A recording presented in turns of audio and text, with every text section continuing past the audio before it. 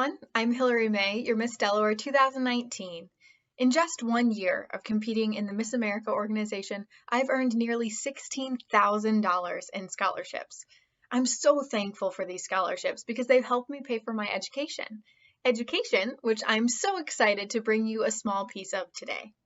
In this video, we're going to talk about the psychology behind different persuasion techniques. These are commonly used in various sales strategies and advertisements, but maybe you can find a use for them, say, in your own household. These persuasion techniques are part of a subsection of psychology called social psychology. Social psychology was one of my favorite courses I took during my undergraduate career at Butler University, and I even had the opportunity to teach social psychology to other students the year after I completed the course myself.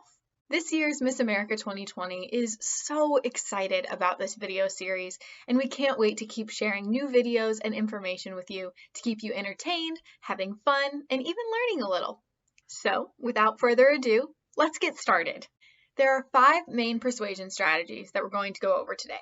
Here's the first, lowballing. Now, there's a negotiation strategy known as lowballing, but lowballing in this sense is when someone agrees to your request and then after they've agreed, hidden costs are revealed.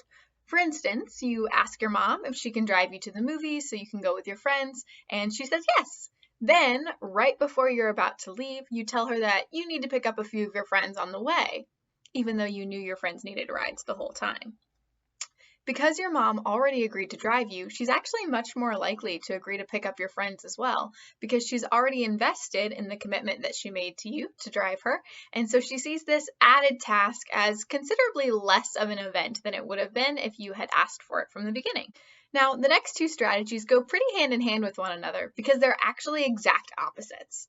The foot in the door technique is when you ask someone to do something small, and then after they agree to do that, you ask for something much bigger.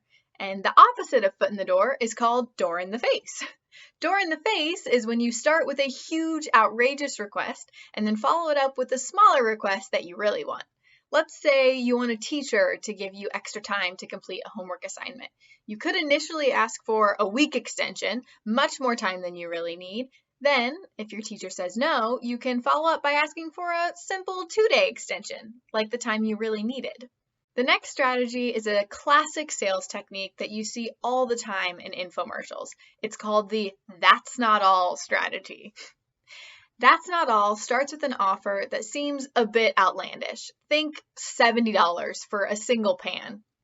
At first, you think $70 for a pan? No way! But then, before you can totally dismiss the offer, they make it more interesting. Act now and you'll also get this fancy knife and this Tupperware set for no additional cost. Well, $70 for a pan, a knife, and a Tupperware set doesn't seem so bad.